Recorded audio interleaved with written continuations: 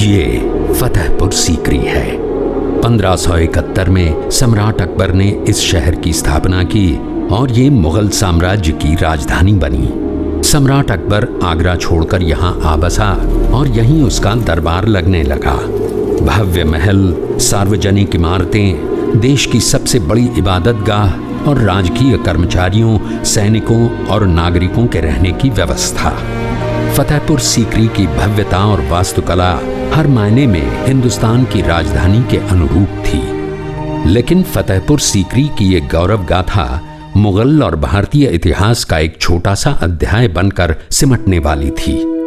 सन 1585 में अकबर और उसका दरबार यहां से चले गए और फिर कभी लौटकर नहीं आए। इसका एक कारण था पानी की कमी।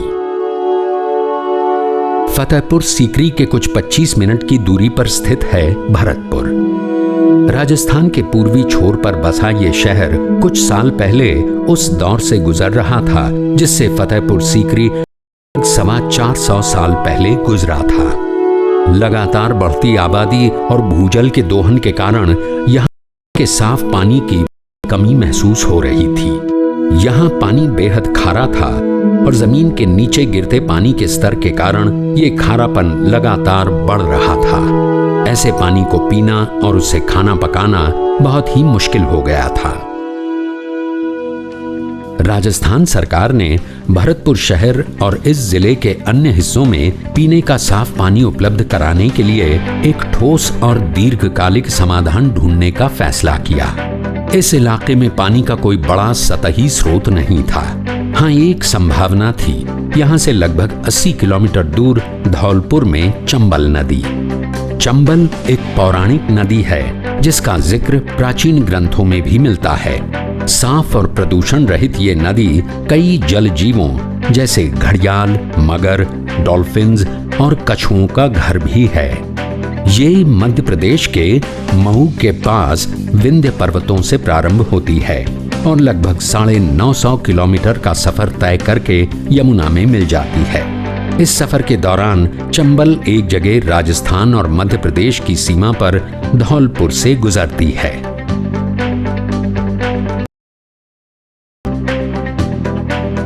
धौलपुर भरतपुर के दक्षिण में 3000 वर्ग किलोमीटर में फैला एक छोटा सा जिला है।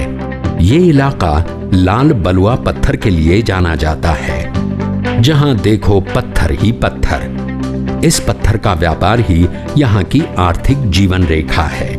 पथरीली जमीन और अनूठी दर्रेदार भौगोलिक संरचना के कारण चंबल के किनारे बसे होने के बावजूद धौलपुर इसके पानी का उपयोग न कर सका। यहाँ के पीने और सिंचाई के लिए लगभग पूरी तरह भूजल पर निर्भर रहे हैं और पानी मुख्य रूप से खारा है। जलदाय विभाग ने भरतपुर और धौलपुर जिलों में पीने के पानी के लिए चंबल से पानी पहुंचाने की योजना बनाई। शुरुआत में इस काम में सरकार को कई मुश्किलों का सामना करना पड़ा।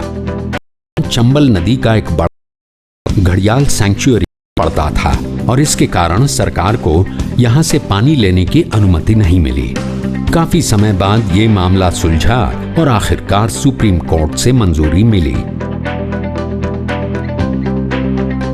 गर्मी के महीनों में चंबल में पानी की आवक काफी कम हो जाती है।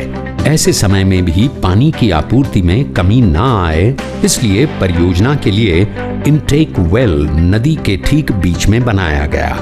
बहती नदी में इसका निर्माण अपने आप में एक बड़ी चुनौती थी। चंबल के बीच बने इस इनटेक वेल से विशाल पंप्स के जरिए पानी यहाँ किलोमीटर दूर सागरपाड़ा हेडवर्क्स ले जाया जाता है।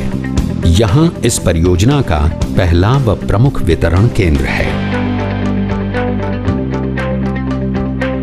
चंबल से आए पानी के एक हिस्से को यहीं पर बनाए गए एक फिल्ट्रेशन प्लांट में साफ करके धौलपुर जिले के 62 गांवों को पहुंचाया जा रहा है। दशकों से खारे पानी की समस्या से जूझ रहे इन गांव वालों के लिए ये एक वरदान साबित हुआ है। हमारे गांव में हैंडपंपों में, कुओं में ज़्यादा तरीका से फ्लोराइड ज़्यादा है। अब कुओं में तो पानी रहा नहीं है, हैंडपम्पों में। तो टंकी में हमारे यहाँ चम्बिल का पानी आता है, तो चम्बिल का पानी हमारे यहाँ बिल्कुल साफ़ सुथरा आता है। तो लोग बाग चम्बिल का पानी पीते हैं, तो अब घोंटुओं में, पैरों में, हाथों में कहीं भी दर्द नहीं होता है। हमारा साहब कोई बुनाने पहले कारो पानी आवत हो, वहाँ तो बदबू ही आती बहुत बुरी। अब बढ़िया पानी आ रहा, व्यवस्था बढ़िया चल रही है और खूब पानी, मीठो पानी आ रहा। सागरपाड़ा से पानी का दूसरा हिस्सा भरतपुर भेजा जाता है। पानी की एक बड़ी पाइपलाइन सागरपाड़ा से सेंपऊ और रूपवास होते हुए भरतपुर शहर के पास मलाह तक जाती है। 4.5 फुट 88 किलोमीटर लंबी है। मलाह में एक बड़ी व्यवस्था स्थापित की गई है। यहाँ 22 करोड़ लीटर क्षमता का एक जलाशय है जिसमें ये पानी रखा जाता है। साथ ही 1 करोड़ 12 लाख लीटर क्षमता का फिल्ट्रेशन प्लांट बनकर तैयार है, जिससे भरतपुर शहर को पीने का साफ और मीठा पानी मिलने लगा है। पहले हमारे यहाँ पर जो खारा पानी था उससे हमें बहुत प्रॉब्लम्स होती थी, बिकॉज हमारी जैसे चाय वगैरह बनाती थी वो फट जाती थी। हर चीज़ के लिए हम फिल्टर पानी यूज़ करते थे। अब लेकिन मुझे बहुत रिलीफ है जब से चंबल का पानी आया है। Thanks for Chambal. चंबल की वजह से आज हम लोग उस पानी को पीते भी हैं और उससे सब चीज़ों में यूज़ भी कर रहे हैं। इस फेज में भरतपुर शहर के अलावा उसके 190 गांव एवं धौलपुर के 106 गांव शामिल हैं। इनमें धौलपुर के 62 गांवों में पीने का साफ पानी पहुंचाया जा चुका है। भरतपुर को भी अब आंशिक रूप से साफ पानी पहुंचाया जा रहा है। भरतपुर शहर के बचे हुए इलाकों और गांवों में पानी का कार्य तेजी से चल रहा है। इस चरण की कुल लागत 548 करोड़ रुपए है।